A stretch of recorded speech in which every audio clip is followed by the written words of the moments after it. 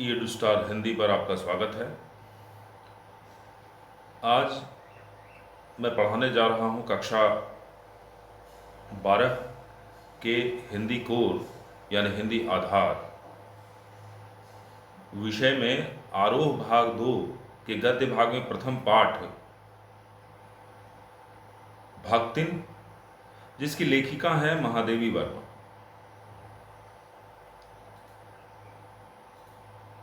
देखिए, भक्तिन जो संस्मरणात्मक रेखाचित्र है, इसके बारे में थोड़ी हम जानकारी प्राप्त करेंगे और इसके बाद हम पाठ के सारांश को देखेंगे कि महादेवी वर्मा किस प्रकार भक्तिन के जीवन चरित्र के बारे में, भक्तिन के कैरेक्टर के बारे में और भक्तिन की अन्य विशेषताओं, खूबियों, खामियों के बारे में बताती हैं। लेकिन आगे बढ़ने से पहले अगर आपने इस चैनल को सब्सक्राइब नहीं किया है तो चैनल को सपोर्ट करने के लिए और इस प्रकार के वीडियो लगातार पाने के लिए सब्सक्राइब अवश्य करें और वीडियो अगर पसंद आए तो लाइक करें। तो चलिए हम लोग देखते हैं भक्तिन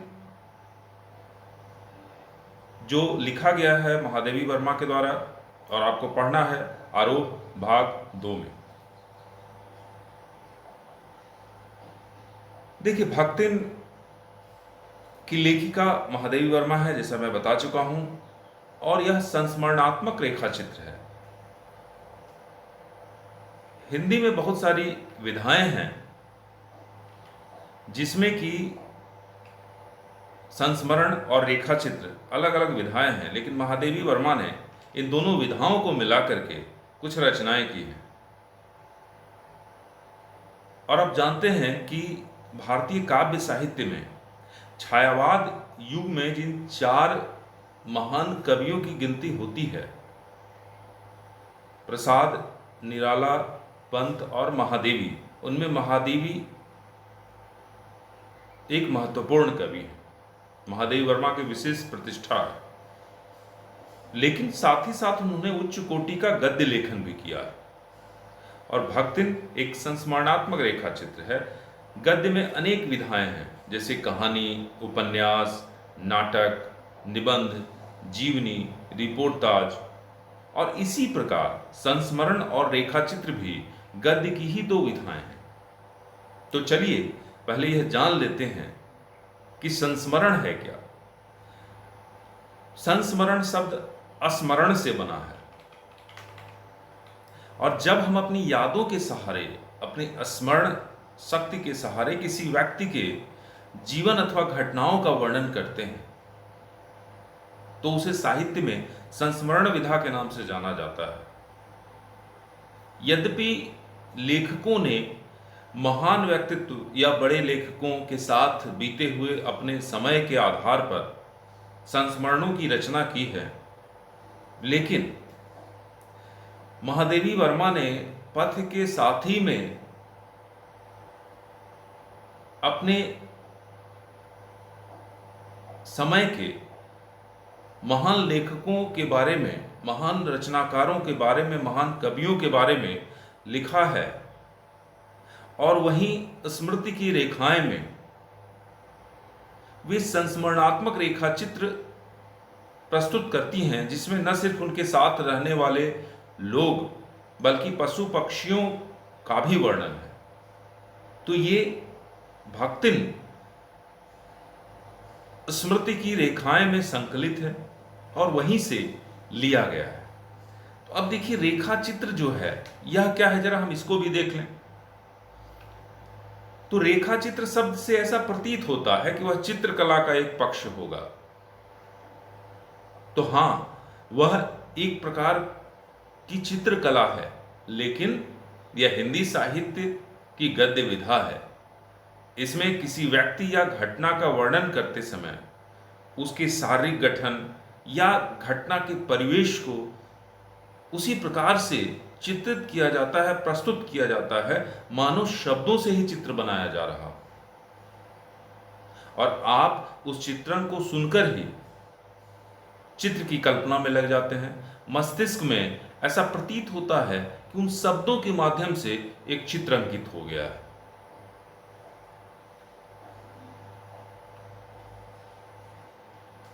तो महादेवी वर्मा जी ने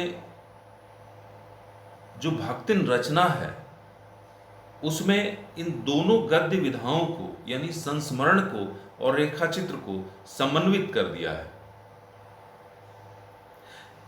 तो इस रचना का संपूर्ण कलेवर या ढांचा तो संस्मरण का है, लेकिन मुख्य पात्र लक्ष्मिन उर्फ लक्ष्मी उर्फ भक्तिन का विवरण रेखाचित्र शैली में है।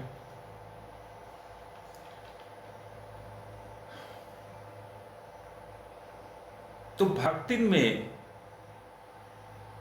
लेखिका भक्तिन जो उनकी सेविका है उसका बड़ा संवेदनशील चित्रण करती हैं।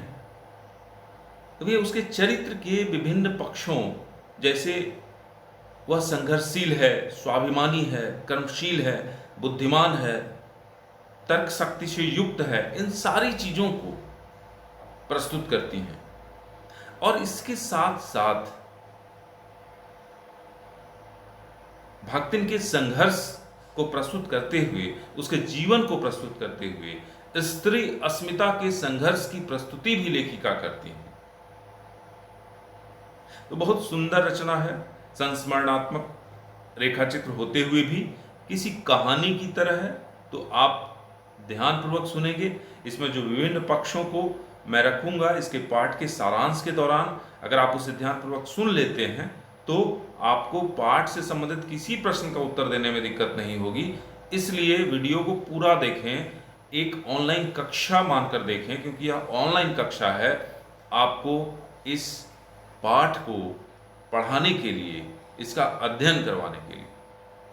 तो आइए हम लोग बढ़ते हैं पाठ के सारांश की ओर।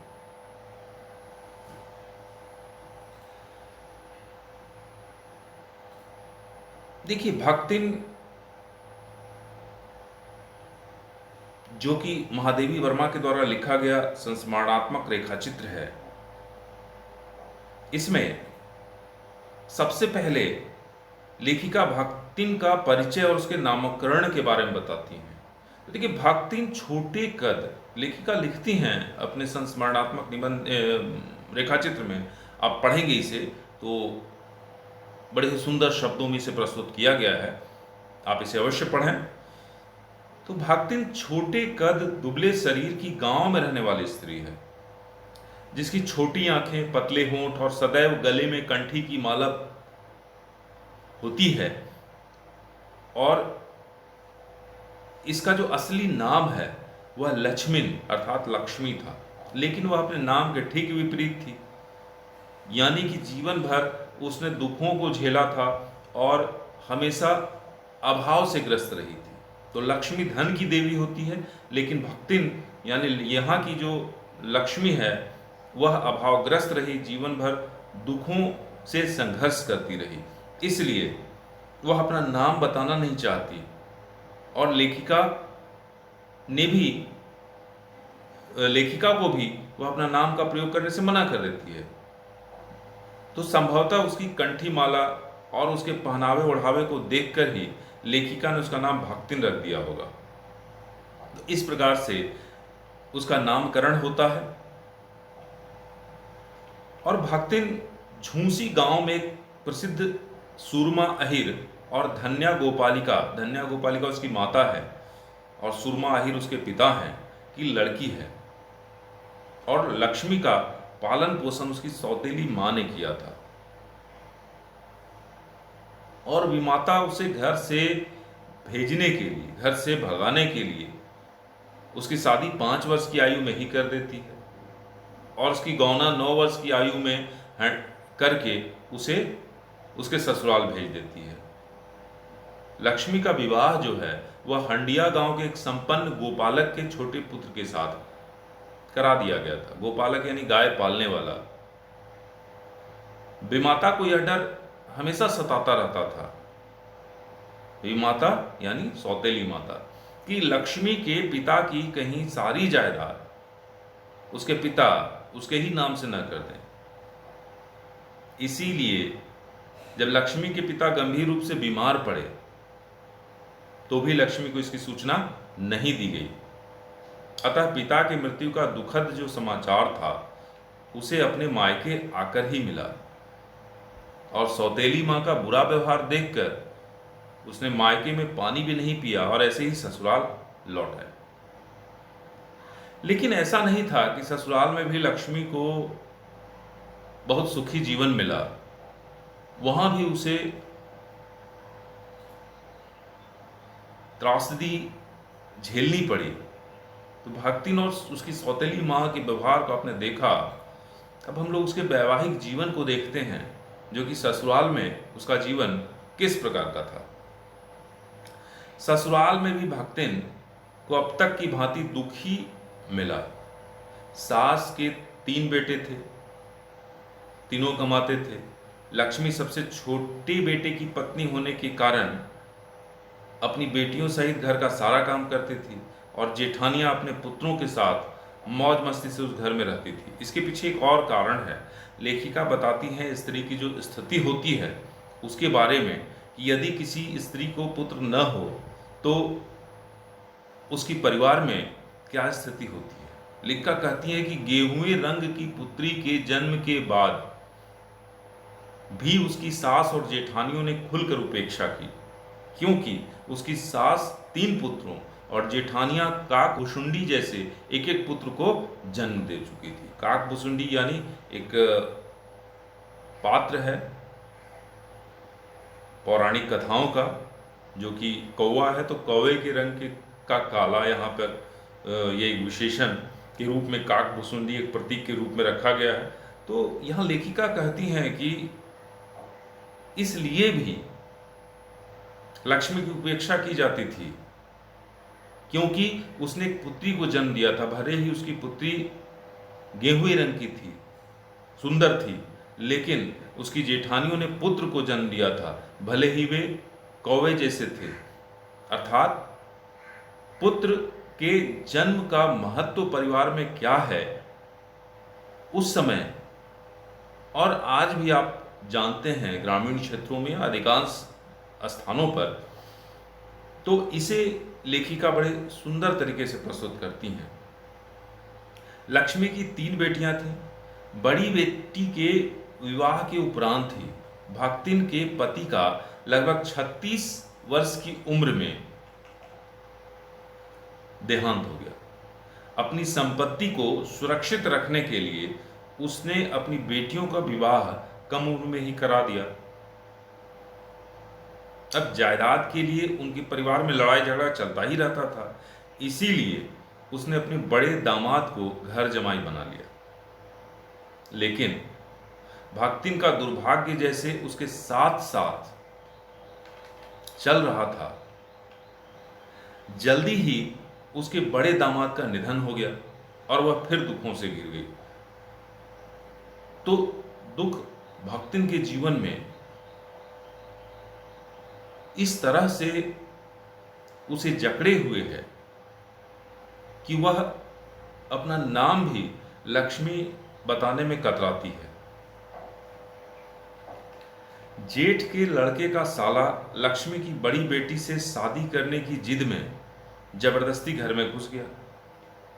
तब बड़ी लड़की ने उसे अच्छी तरह पीटा, उसकी कुटाई कर दी।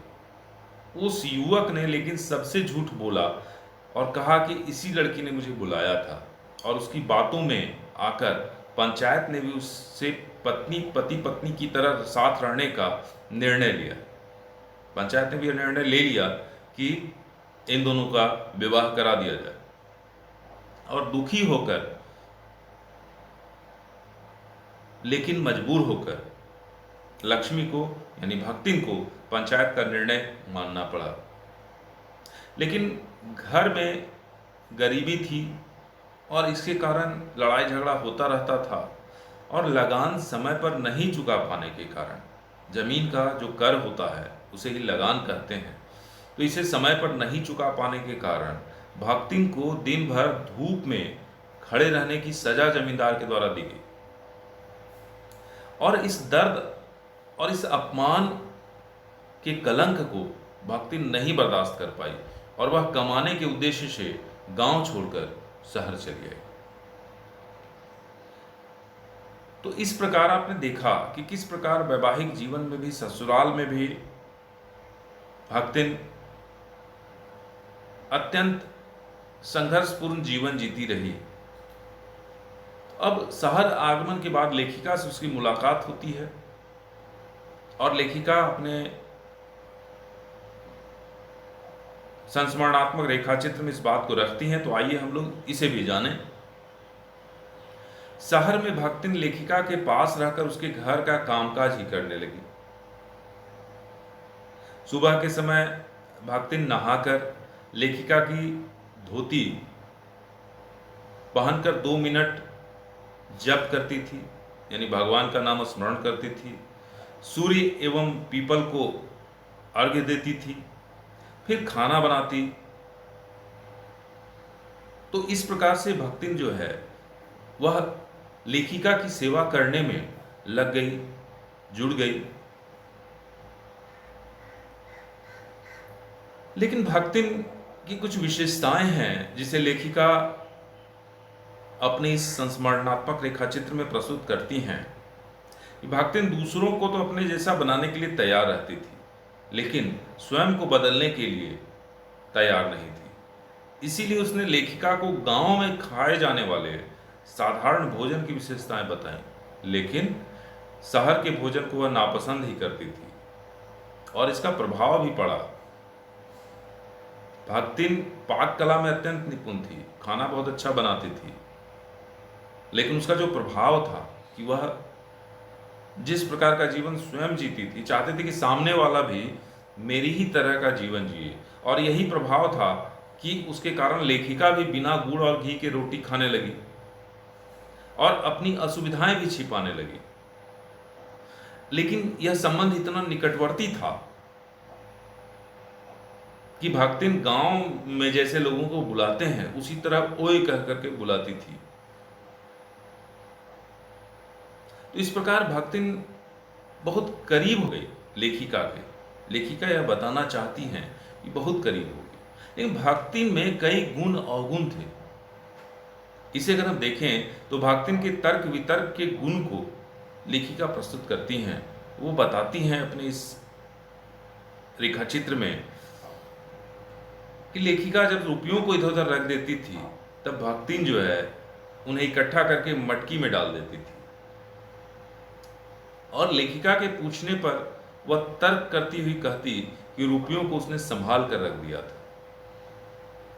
इसी प्रकार से एक और घटना का चित्रण जो है लेखिका करती हैं, वर्णन लेखिका करती हैं कि अपने सिर मुंडवाने की बात पर लेखिका से कहा कि सिर मुंडवाकर सिद्ध लोग तीर्थ जाते थे। तो इसलिए वह तर्क के माध्यम से अपनी बातों को सही साबित करती है। लेखिका के हस्ताक्षर करने वाले नियम पर भक्तिन ने बड़े तर्क के साथ उसकी यह बात टाल दी कि यदि वह पढ़ने लगी तो घर गृहस्थी कौन देखेगा।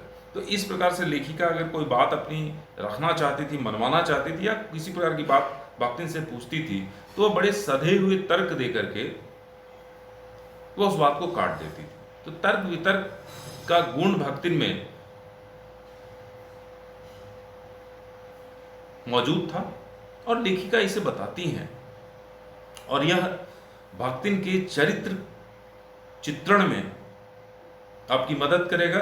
भक्तिन के गुण जो हैं और साथ ही अवगुण भी जो हैं, क्योंकि चरित्र का जो चित्रण का प्रश्न जब लिखा जाता है तो उसमें किसी भी पात्र के चरित्र के विभिन्न पक्षों को उद्घाटित किया जाता है। अब देखिए, हम लोग आगे देखें, लेखिका के प्रति जो सेवा भाव था भक्तिन का, उसको भी हम लोग जाने तो भक्तिन वास्तव में अत्यंत समझदार महिला थी और लेखिका को जिस बात पर क्रोध आता उसे वह इधर उधर करके बताया करती थी, सीधे सीधे नहीं बताती थी। और लेखिका के साथ भक्तिन हर समय उपस्थित रहती। लेखिका को जिस चीज की जरूरत होती उनकी मदद कर देती। यहाँ तक कि कुछ अगर इधर उधर फैला हुआ हो तो लेखिका भक्तिन उसे संभाल कर रख देती थी। वह लेखिका के साथ बद्रीनाथ और केदारनाथ गई थी। भक्तिन की बेटी और दामाद जब बुलाने आए तो वह लेखिका को छोड़ने का मन नहीं बना पाई। तो इस प्रकार लेखिका से बहुत ज़्यादा जुड़ाव हो गया था भक्तिन का, और साथ ही उसका जो सेवा भाव था उसे लेखिका याद करती हैं और लिखती हैं। यहाँ तक कि लेखिका की कोई भी पुस्तक जब प्रकाशित होती थी तो वह इस प्रकार खुश होती थी मानो कि बल्ब जो है वह अचानक जल उठे। लेखिका के लिए भक्तिन अपना सब कुछ लुटाने को तैयार थी।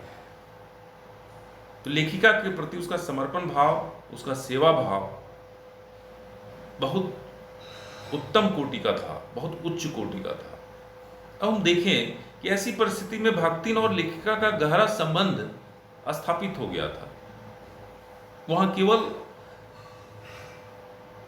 स्वामिनी और सेविका का संबंध नहीं था, वह एक आत्मीय संबंध था। तो भक्तिन और लेखिका के बीच जो है वो स्वामी और सेविका का संबंध नहीं रहा, वह आत्मीय संबंध हो गया था। भक्तिन लेखिका के परिचितों का सम्मान करती थी और वह लेखिका के इच्छानुसार ही सम्मान करती थी। वह समझ चुकी थी कि लेखिका को क्या पसंद है, किस प्रकार हम उसके अतिथियों का सम्मान करें, उसके परिचितों का सम्मान करें, और इसलिए लेखिका चाह कर भी भक्तिन को अपने से दूर नहीं कर पाती थी। भक्तिन छात्रावास की बालिकाओं को चाय इत्यादि भी बना कर देती थी, लेकिन भक्तिन लोगों के लंबे बाल और अस्त व्यस्त वेशभूषा देखकर टीका टिप्पणी भी करती थी, और लेखिका ने उसे अपने इस आत्मीय संबंध के कारण इतनी छूट दी थी। इस प्रकार भक्तिन और लेखिका के बीच अत्यंत आत्मीय और गहरा संबंध स्थापित हो चुका था। इस प्रकार आपने देखा कि इस पाठ में लेखिका ने भक्तिन के संघर्ष, स्वाभिमान, प्रेम, सहानुभूति और कर्मठता का एकदम सजीव चित्रांकन किया है, और इस प्रकार यह संस्मरणात्मक रेखा चित्र भक्तिन के संपूर्ण जीवन, उसके स्वरूप का चित्रण कर देता है, एक चित्र अंकित कर देता है। तो इस पाठ को ध्यानपूर्वक पढ़ें। मेरे इस वीडियो को देखने के बाद तो आपको सारी बातें स्पष्टतया समझ में आ जाएंगी। तो मिलेंगे फिर इस कड़ी में, अगले वीडियो में, इस अध्याय के प्रश्न उत्तरों के साथ। तो मिलते हैं अगले वीडियो में। अगर आपको मेरा यह वीडियो पसंद आया हो तो लाइक जरूर करें। धन्यवाद।